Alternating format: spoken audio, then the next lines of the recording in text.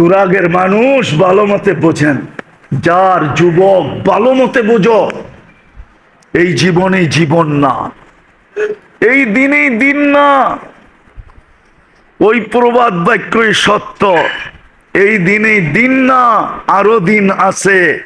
এই দিন নিয়ে যাবে তোমাকে ওই দিনের কাছে। জানি না তোমরা যুবকরা প্রবাদ বাক্য বুঝবে কি বুঝবে না। এই দিন দিন না, আরো দিন। এই দিন নিয়ে যাবে তোমাকে ওই দিনের কাছে। ভালো মতে বুঝো, যাকে সবচেয়ে বেশি কাছে করা দরকার ছিল, যার কাছে সবচেয়ে বেশি হওয়া দরকার ছিল, যাকে সবচেয়ে বেশি ভালোবাসা দরকার ছিল, যাকে সবচেয়ে বেশি মহব্বত করা দরকার ছিল, যার সাথে সবচেয়ে বেশি প্রেম প্রীতির দরকার ছিল,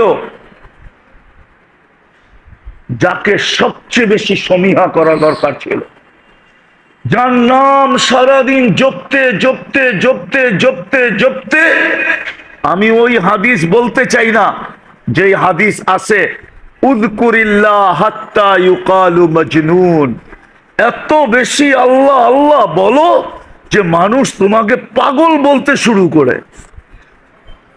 এত বেশি যাকে জপার দরকার ছিল।